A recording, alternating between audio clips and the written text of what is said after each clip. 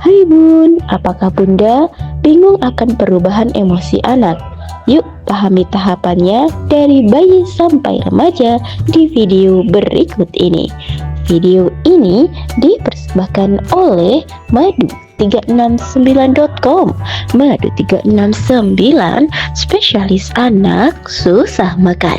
Jangan lupa untuk di-subscribe ya Bunda. Kami ucapkan terima kasih untuk yang sudah subscribe. Kami doakan semoga rezekinya lancar dan sehat selalu. Perkembangan emosi anak memang tidak terlalu ketara, tapi sebenarnya sama pentingnya dengan perkembangan fisik atau motorik maupun perkembangan kognitif. Menurut Virtual Lab School, perkembangan sosial emosi anak berkaitan dengan kemampuan untuk memahami perasaan orang lain, mengendalikan perasaan dan perilaku, serta bergaul dengan teman sebaya dan juga berinteraksi dengan orang dewasa.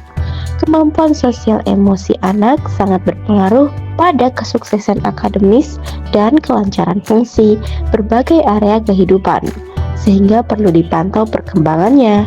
Berikut tahapan perkembangan emosi anak dari bayi hingga remaja. Yang pertama, bayi sejak lahir hingga usia 2 tahun. Bayi yang telah lahir hingga usia 24 bulan dapat mengekspresikan berbagai emosi dasar seperti ketidaknyamanan, kesenangan, kemarahan dan ketakutan, serta kesedihan serta kegembiraan. Di usia tersebut, bayi sudah dapat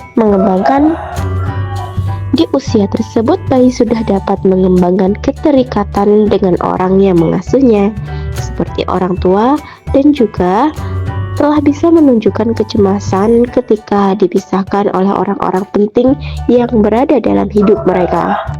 Yang kedua, balita. Dari usia 3 hingga 5 tahun, anak-anak sudah dapat belajar mengenali kemandirian. Mereka sudah bisa mulai berpakaian, makan dan menggunakan toilet sendiri, serta juga mulai mengembangkan keterampilan sosial dengan berteman. Yang ketiga, kelas 1 SD, yaitu usia 6-7 tahun. Kita awali dari tahapan perkembangan emosional SD. Rasa kemandirian anak semakin meningkat dari awal sekolah, tapi semakin membutuhkan perhatian dan persetujuan orang tuanya. Si kecil juga mulai memahami kalau hubungan pertemanan sebenarnya bisa dipengaruhi oleh berbagai hal di luar kendalinya. Di saat ini, kala anak mulai mengetahui kapan harus mengontrol ekspresi emosi, sebagaimana juga mereka menguasai keterampilan regulasi perilakunya. Jelas Dr. Agia Hapsari, dokter spesialis kedokteran jiwa, konsultan psikiatri anak dan remaja. Yang keempat, kelas 2 dan 3 SD sekitar usia 7-9 tahun. Di usia ini, perkembangan emosi anak mulai terlihat. Mereka punya berbagai teman, tapi hubungan pertemanan masih mudah berubah akibat pengaruh berbagai faktor. Si kecil juga sangat ingin diterima oleh teman sebayanya dan banyak mencoba berbagai kepribadian baru untuk tahu mana yang paling cocok untuknya. Kelima, ada kelas 4 sampai kelas 5 SD, sekitar usia 9-11 tahun. Di kelas 4 dan 5, anak mulai menyesuaikan diri dengan perubahan fisik dan berbagainya, diantaranya juga ada yang mulai memasuki masa pubertas. Pada rentan usia ini, kebutuhan anak untuk diterima sebagai bagian dari kelompok semakin besar, sehingga fokusnya lebih besar untuk teman dan komunitas. Kemudian yang keenam, kelas 6 SD, 11-12 tahun. Di usia terakhir sekolah dasar, biasanya dibilang anak berada dalam masa transisi menjadi seorang remaja.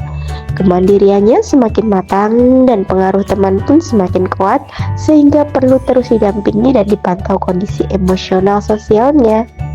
Cara membantu anak mengendalikan emosinya, langkah pertama dapat dilakukan dengan melatih anak untuk bisa mengatur emosi. Berikutnya, beberapa langkah untuk membantu anak supaya bisa mengendalikan emosi, yaitu ajarkan ia mengenali emosi dan perasaan diri. Kemudian, ajarkan ia mengenali emosi dan perasaan orang lain. Kemudian, hadir dan dengarkan perasaan anak. Selanjutnya, menanggapi dengan tepat. apa yang menjadi kebutuhan anak. Bunda juga bisa tidak bereaksi negatif saat anak rewel atau marah.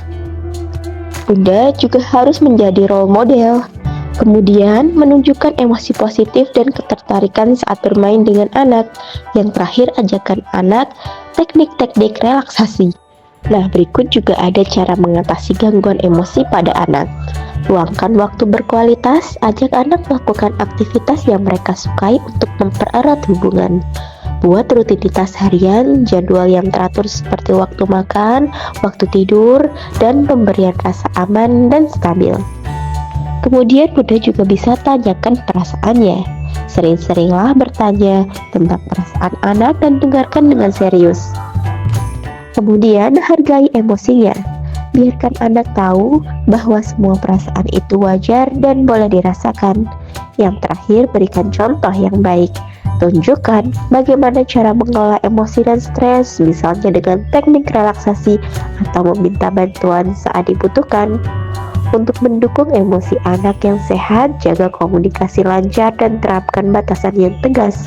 Bagaimana menurut Bunda?